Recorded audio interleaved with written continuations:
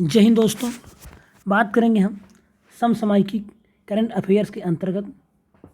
अगस्त माह की क्रॉनिकल पढ़ रहे थे, उसी के अंतर्गत आज का जो टॉपिक है वह है अंतर्राष्ट्रीय मुद्दों के बारे में बात करेंगे। आपको बता दें कि अंतर्राष्ट्रीय मुद्दों से हर एग्ज़ाम में प्रश्न आते रहते हैं, चाहे वह यूपीपीसीएस हो और 2023 होगा या फिर बिहार पीसीएस हो जो भी होने जा रहा है। ऐसा कोई एग्ज़ाम नहीं है जहाँ पर यहाँ से क्वेश्चन ना आते हों। अभी यूपी पेट का एग्ज़ाम होने जा रहा है, वहाँ पर भी आपको यहाँ से क्वेश्चन देखने को मिलेगा। तो यह टॉपिक बहुत महत्वपूर्ण है और इसको अच्छे से करेंगे। सीधे बात करेंगे, पहले पॉइंट को देखेंगे। उपराष्ट्रपति के 3 देशों का दौरा हुआ है। कोई बहुत महत्वपूर्ण नहीं होता है ये सब जो दौरे होते हैं, लेकिन इसमें एक चीज़ महत्वपूर्ण हो जाती कभी कभी। पहले 3 देश देख लेते कौन कौन है। तो मध्य अफ्रीका के 3 देश हैं। गैबन है, सेनेगल और कतर। कतर एक बड़ा राष्ट्र है, पैसे की इकोनॉमी की दृष्टि से बहुत मजबूत राष्ट्र है, उसके बारे में देखेंगे। तो सबसे पहले जो सेनेगल की यात्रा हुई वहाँ पे देखते हैं। तो सेनेगल के बारे में भी बहुत कुछ यहाँ पे नहीं है और कुछ महत्वपूर्ण नहीं है। हाँ, ई विद्या भारती और ई आरोग्य भारती पहल को लागू करने में सेनेगल के साथ सहयोग बढ़ाने पर भी सहमति हुई है, जिससे सेनेगल के छात्रों को लाभ होगा। अंतर्राष्ट्रीय संबंधों में कहीं पे लिखा जा सकता है। और ई विद्या भारती और ई आरोग्य भारती के बारे में जान लेंगे क्या है। और बात करें सेनेगल की राजधानी के बारे में, जो कि क्वेश्चन जो राजधानी सेगमेंट होता है, राजधानी से 1 से 2 क्वेश्चन हमेशा आते रहते हैं एग्जाम में। तो जहाँ भी कोई भारतीय नेता, प्रधानमंत्री, उपराष्ट्रपति या राष्ट्रपति ये सब यात्रा किए होते हैं, वहाँ की राजधानी ही पूछी जाती है। तो सेनेगल पश्चिमी अफ्रीका का एक देश है, इसकी राजधानी है डकार। क्या है? डकार इसकी राजधानी है सेनेगल की, याद रखेंगे। अब Bharat Qatar startup bridge. Venkaiah Naidu ji भी कतर भी गए थे। कतर की राजधानी सब जानते हैं क्या है? दोहा। फेमस है, इसको सबको मालूम रहता है, देख लेंगे। तो कतर बिजनेस फोरम में दोनों देशों की स्टार्टअप इकोसिस्टम को जोड़ने के लिए भारत कतर स्टार्टअप ब्रिज का शुभारंभ किया। किसने? उपराष्ट्रपति एम वेंकैया नायडू ने। एक और देखिए बात यहाँ पे निकल के आई है, युवा सांसदों का 2 दिवसीय सम्मेलन। ये बहुत महत्वपूर्ण है। कहाँ पर हुआ था? डायरेक्ट क्वेश्चन आएगा ऑब्जेक्टिव फॉर्म में, कोई वन लाइनर नहीं, कोई कुछ नहीं। तो 15 से 16 जून 2022 तक जलवायु परिवर्तन को संबोधित करने के लिए मिस्र के शर्म अल शेख एक जगह है, वहाँ पे हुआ क्या? युवा सांसदों का 2 दिवसीय सम्मेलन। युवा सांसदों का 8वां वैश्विक सम्मेलन था यह, और विश्व भर के युवा सांसदों को युवा सशक्तिकरण को आगे बढ़ाने के लिए सीखने और समान एवं नवीन रणनीतियों को परिभाषित करने के लिए एक मंच प्रदान करता है युवा सांसदों का यह सम्मेलन। उसके बाद हम बात करेंगे, इस सम्मेलन में नागालैंड की पहली महिला संसद सदस्य के रूप में राज्यसभा के लिए चुनी गई यस फांगोन कोन्याक भारत का प्रतिनिधित्व कर रही थी। कौन? यस फांगोन कोन्याक। कोन्याक एक जनजाति है, ये भी आप ध्यान रखेंगे। कहाँ की है? नागालैंड की। तो सीधे जनजाति सेगमेंट से क्वेश्चन आ जाता है। स्टैटिक जीएस जहाँ मिलेगा उसको वहीं से तैयार करेंगे, तभी आपका हमेशा तैयार और रिवाइज रहेगा। कोन्याक जनजाति कहाँ पाई जाती है? नागालैंड में।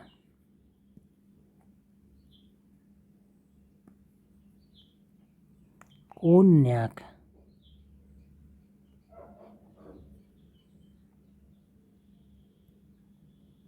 उसके बाद हम बात करेंगे, भारत आसियान विदेश मंत्रियों की बैठक हुई है। तो यह कोई बहुत महत्वपूर्ण नहीं है, ये सब बैठकें होती रहती हैं, इसमें कुछ खास नहीं है।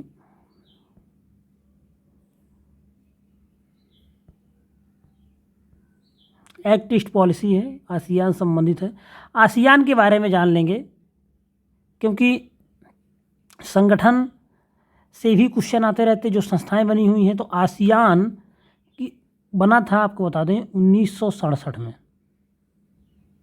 पहले तो जान लीजिए। आसियान दक्षिण पूर्व एशियाई देशों का एक राजनीतिक और आर्थिक संघ है जिसमें दक्षिण पूर्व एशिया में 10 सदस्य देश शामिल हैं। इसमें कितने मेंबर हैं? 10 मेंबर हैं इसके। कौन कौन है?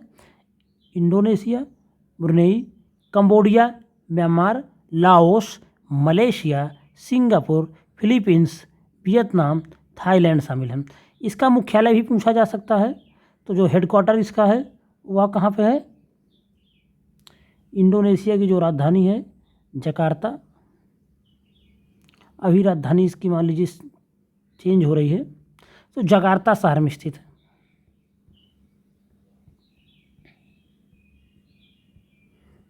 और इंडोनेशिया की जो राजधानी अभी तक तो जकार्ता में है, उसकी राजधानी जो बन रही है वो भी आपको बता दें, तो नुसंतारा बन रही है इंडोनेशिया की जो नई राजधानी है। ये भी फैक्ट है, पूछा जा सकता है। फिर हम बात करेंगे किसके बारे में? कॉप से संबंध, ऊर्जा जलवायु पर प्रमुख अर्थव्यवस्था मंच। कोई भी बहुत महत्वपूर्ण इसमें कुछ नहीं है। ब्रिक्स देशों के कृषि मंत्रियों की बैठक वर्चुअल तरीके से हुई है, तो ये भी कोई बहुत महत्वपूर्ण नहीं है।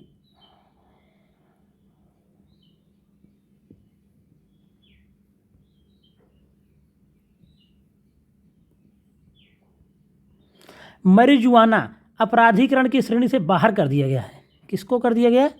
मैरिजुआना को। हाल ही में दक्षिण पूर्वी एशियाई देश थाईलैंड ने भांग, जिसको मैरिजुआना बोलते हैं, को अपराधीकरण की श्रेणी से मुक्त कर दिया है। थाईलैंड देश मैरिजुआना को अपराधीकरण की श्रेणी से मुक्त करने वाला एशिया का पहला देश बन गया है। ये क्वेश्चन महत्वपूर्ण है, आईएमपी दिख रहा है आपको लिखा हुआ भी, और ये महत्वपूर्ण है। हाँ, एक बात और आपको कहेंगे, वीडियो आपके लिए बहुत महत्वपूर्ण है। चाहे वो बिहार पीसीएस देने जो जा रहे हैं, जो 20 से 22 सितंबर को होने जा रही है, या बिहार सीजीएल या ईपीपीसीएस 2023, या जो अक्टूबर में ईपीपीएट का एग्ज़ाम है, या जो दिसंबर में वीडियो का एग्ज़ाम होने जा रहा है यूपी वीडियो का, ये सभी परीक्षाओं के लिए यह करंट अफेयर्स बहुत महत्वपूर्ण एक प्रकार से रामायण है। और अधिकतर क्वेश्चन आपको इन्हीं सब में से देखने को मिलेगा जो मैंने महत्वपूर्ण टॉपिक आपको करा रहा हूँ। तो अगर थाईलैंड के बारे में जानना चाहें तो थाईलैंड दक्षिण पूर्व एशिया में इंडो चाइनीज प्रायद्वीप के केंद्र में स्थित एक देश है। थाईलैंड की जो सीमा होती है वो लाओस, कंबोडिया, म्यांमार और मलेशिया से मिलती है। बैंकॉक थाईलैंड की राजधानी और सबसे बड़ा शहर है। हाल ही में इसने सन स्क्रीन पर प्रतिबंध लगाया था। विश्व में रबर उत्पादन में थाईलैंड का प्रथम स्थान है, ये भी याद रखेंगे। तो सन स्क्रीन पर भी प्रतिबंध लगा दिया बैंकॉक ने, और विश्व में रबर उत्पादन में थाईलैंड का प्रथम स्थान है। तो इसको याद कर लेंगे, पूछा जाता है उत्पादन वाले सेगमेंट से इकोनॉमिक्स में किस चीज़ का उत्पादन में कौन पहले स्थान पे। फ्रांस में यूपीआई भुगतान और रुपे पे कार्ड लॉन्च हुआ है। फ्रांस ने भारत से यूपीआई भुगतान और रुपे कार्ड स्वीकार करने के लिए समझौते पर हस्ताक्षर किया है। जून 2022 तक देख लेते हैं, सिंगापुर, संयुक्त अरब अमीरात, भूटान और नेपाल देशों ने भारत की यूपीआई प्रणाली को अपनाया है। तो कौन कौन ऐसे 4 देश हैं जिन्होंने अपनाया हुआ है? सिंगापुर, संयुक्त अरब अमीरात, भूटान और नेपाल। बात करेंगे भारतीय राष्ट्रीय भुगतान निगम, एक संस्था है। तो भारतीय राष्ट्रीय भुगतान निगम एनपीसीआई को भारतीय रिजर्व बैंक और भारतीय बैंक संघ द्वारा भारत में खुदरा भुगतान और निपटान प्रणाली संचालित करने के लिए शुरू किया गया था। इसकी स्थापना हुई थी 2008 में। भुगतान और निपटान प्रणाली अधिनियम 2007 के तहत अगर पीसीएस में एग्जाम आएगा तो दो लाइन में आता है, तो स्टेटमेंट के रूप में हो जाएगा।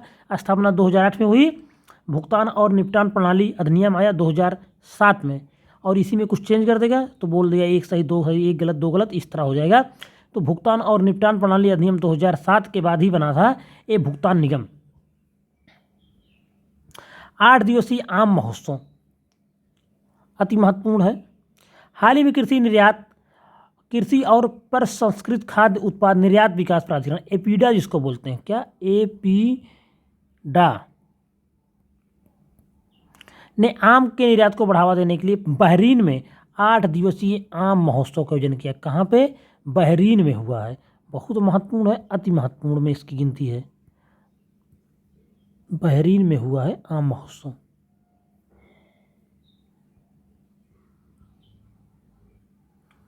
या मैंगो फेस्टिवल 2022 भारतीय आमों के लिए अंतर्राष्ट्रीय बाजारों का पता लगाने के लिए एपीडा की नई पहल का हिस्सा है। कृषि और प्रसंस्कृत खाद्य उत्पाद निर्यात विकास प्राधिकरण एपीडा के बारे में जान लेते हैं। तो एपीडा की जो स्थापना हुई थी वह हुई थी दिसंबर 1985 में।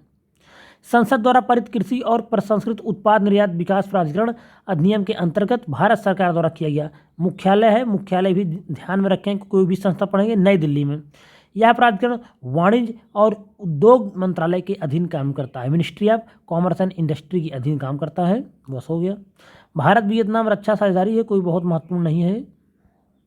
विश्व कार्य शिखर सम्मेलन केंद्रीय श्रम एवं रोजगार मंत्री श्री भूपेंद्र यादव ने जिनेवा में विश्व कार्य शिखर सम्मेलन के तहत ILO द्वारा आयोजित उच्च स्तरीय पैनल चर्चा में भाग लिया। संयुक्त राष्ट्र सुरक्षा परिषद हाल ही में इक्वाडोर, जापान, माल्टा, मोजाम्बिक, स्विट्जरलैंड देश संयुक्त राष्ट्र सुरक्षा परिषद यूएनएससी के नए मेंबर ये लोग बन गए हैं के लिए चुने गए हैं। इक्वाडोर, जापान, माल्टा, मोजाम्बिक और स्विट्जरलैंड को संयुक्त राष्ट्र सुरक्षा परिषद के लिए 2023 और 2024 के कार्यकाल के लिए अस्थायी मेंबर के रूप में चुना गया है। ये देश 1 जनवरी 2023 से किसकी जगह लेंगे? भारत, जिसका कार्यकाल चल रहा है, आयरलैंड, केन्या, मैक्सिको और नॉर्वे की जगह लेंगे। आपको बता दें जो भारत का कार्यकाल है यूएनएससी में इस बार अस्थायी वाला, उससे 2 क्वेश्चन आए थे बिहार परिषद में। एक, भारत ने अध्यक्षता कब की थी यूएनएससी की 1 महीने के लिए जो मिलती है, और दूसरा भारत का कार्यकाल कब से कब तक है या कब से शुरू हुआ था, ऐसा कुछ करके था। तो जो भारत का कार्यकाल शुरू हुआ था 1 जनवरी 2021 से लेके, इसका कार्यकाल है 1 जनवरी 2021 से लेके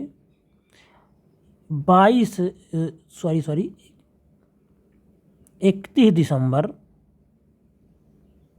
2022 तक 2 साल का कार्यकाल हो गया भारत का, और 31 दिसंबर को पूरा हो जाएगा। और 1 जनवरी 2023 को भारत की जगह पे इक्वाडोर, जापान, माल्टा, मोजाम्बिक और स्विट्जरलैंड, ये सब कंट्रियाँ इन 5 जगह पे आ जाएंगे। किसकी जगह पे? भारत, आयरलैंड, केन्या, मैक्सिको और नॉर्वे की जगह पे। भारत का 2 साल का कार्यकाल दिसंबर 2022 में समाप्त होगा। बात करेंगे यूएनएससी, संयुक्त राष्ट्र सुरक्षा परिषद संयुक्त राष्ट्र के 5 प्रमुख अंगों में से एक है। स्थापना 1945 में किया गया। मुख्यालय न्यूयॉर्क में है। 5 अस्थायी हैं और 10 अस्थायी मेंबर होते हैं। 5 अस्थायी में शामिल है चीन, फ्रांस, रूस, यूनाइटेड किंगडम और संयुक्त राज्य अमेरिका शामिल।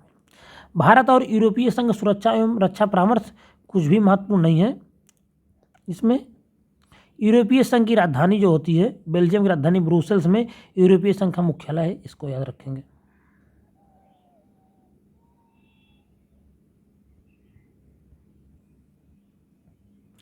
सूडान के दारफुर क्षेत्र में कबायली संघर्ष हुआ है, तो कोई ये बहुत महत्वपूर्ण नहीं है। सूडान के बारे में अगर बात करें तो यह पूर्वोत्तर अफ्रीका का एक भूमि आबद्ध लैंड लॉक्ड कंट्री है, ये याद रख लेंगे, क्योंकि कभी कभी लैंड लॉक कंट्री से क्वेश्चन आ जाता है। तो अगर 2-4 भी लैंड लॉक कंट्री आपको याद है तो आप आंसर को एलिमिनेट कर ले जाएंगे। तो सूडान क्या है? एक भूमि आबद्ध या लैंड लॉक्ड कंट्री है। क्षेत्रफल दृष्टि से यह अफ्रीका का तीसरा बड़ा देश है। इसकी राजधानी भी याद कर लेंगे, खार्तूम। और आपको बता दूं जो नील नदी है, नीली नील मतलब नीली नील, सफ़ेद नील, सोबत नदियाँ इसी देश से होकर बहती हैं। और राजधानी क्या है? खार्तूम। भारत जापान संबंधों के बारे में इसमें कुछ चर्चा नहीं करेंगे। भारत कनाडा संयुक्त विज्ञप्ति एवं प्रौद्योगिकी सहयोग, इसमें भी कुछ खास नहीं है।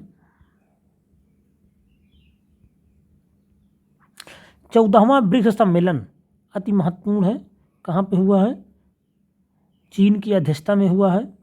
चीन द्वारा आयोजित किया जा रहा है 2 दिवसीय 14वें ब्रिक्स शिखर सम्मेलन में। ब्रिक्स की अगर हम बात करें तो ये अपने इसी क्रम के हिसाब से अध्यक्षता करते हैं। तो 2021 में किसने किया था? इंडिया ने। अब 2022 में कौन कर रहा है? चीन। अगला नंबर किसका होगा? दक्षिण अफ्रीका का।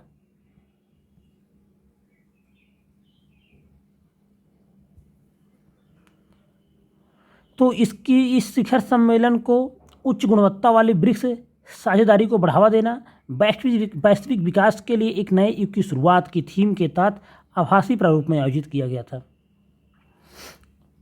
आतंकवाद, व्यापार, स्वास्थ्य, पारंपरिक चिकित्सा, पर्यावरण विज्ञान और प्रौद्योगिकी, नवाचार, कृषि तकनीकी और व्यावसायिक शिक्षा, बहुत सारे सूक्ष्म लघु मध्यम बहुत सारी चीज़ों के बारे में चर्चा हुई। और बात कराते हैं वर्तमान में 5 मेंबर हैं इसमें: ब्राज़ील, रूस, भारत, चीन और दक्षिण अफ्रीका। संयुक्त अरब अमीरात, बांग्लादेश, उरुग्वे और मिस्र को शामिल करके ब्रिक्स न्यू डेवलपमेंट बैंक, जिसका शॉर्ट नाम है एनडीबी का विस्तार किया जा रहा है। उसमें 4 और देश शामिल हैं: संयुक्त अरब अमीरात, बांग्लादेश, उरुग्वे और मिस्र। ब्रिक्स के बारे में देख लेते हैं। एक प्रमुख उभरती अर्थव्यवस्थाओं का समूह है जिसमें शामिल हैं ब्राज़ील, रूस, भारत, चीन और दक्षिण अफ्रीका के समूह। 2006 में एक मंत्री स्तरीय बैठक हुई तो उसमें इसका औपचारिक रूप दिया गया था। और दिसंबर 2010 में दक्षिण अफ्रीका के ब्रिक्स में शामिल होने के बाद इसका नाम पड़ा ब्रिक्स।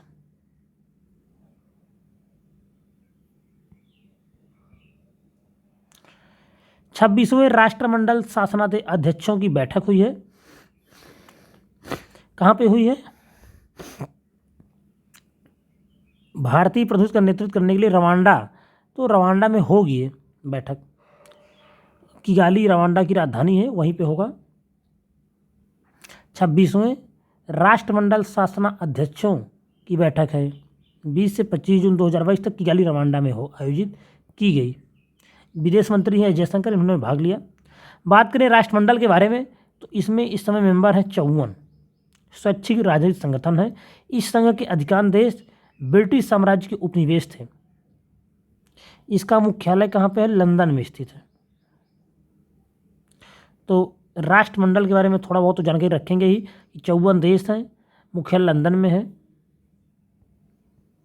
G7 का 48वां शिखर सम्मेलन अति महत्वपूर्ण है। ये हुआ था जर्मनी के बवेरियन आल्प्स में, 3 दिवसीय। मोदी जी को भी बुलाया गया था, जर्मनी ने अध्यक्षता किया था।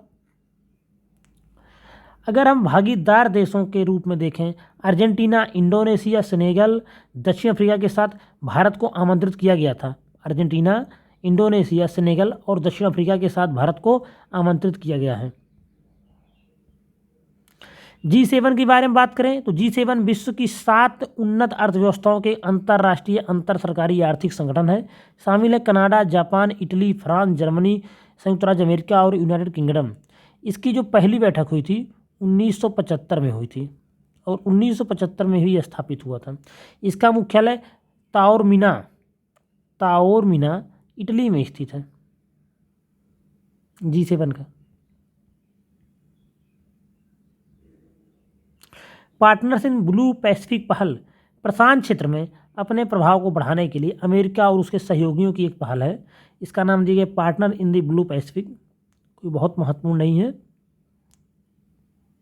वन लाइनर समसामयिकी कुछ देख लेते हैं। हाल ही में यूरोपीय संसद के सदस्यों ने वर्ष 2035 तक नई पेट्रोल और डीजल कारों की बिक्री पर प्रतिबंध लगाने के लिए मतदान किया है। कहाँ पे ऐसा हो रहा है कि पेट्रोल और डीजल कार 2035 तक नहीं बिकेंगी? यूरोपीय संसद में इसके लिए प्रस्ताव लगे, यूरोप में ऐसी चर्चा है। 27 जून को केन्या और पुर्तगाल के शाह मेजबानी के साथ 5 दिवसीय संयुक्त राष्ट्र महासागर सम्मेलन की शुरुआत लिस्बन शहर में हुई। कहाँ पे हुई? 5 दिवसीय संयुक्त राष्ट्र महासागर सम्मेलन की शुरुआत कहाँ हुई? पुर्तगाल की राजधानी लिस्बन में। तो ये भी महत्वपूर्ण हो सकता है। तुर्की के नाम को जो परिवर्तित कर दिया गया था तुर्की, अब वह लागू हो गया है। संयुक्त राष्ट्र संगठन ने भी उसको कर दिया परिवर्तित। तो इसी के साथ अंतर्राष्ट्रीय सेगमेंट समाप्त हो रहा है। आपसे अनुरोध है वीडियो पूरा देखें और वीडियो पसंद आई हो तो आपको लाइक करें। धन्यवाद।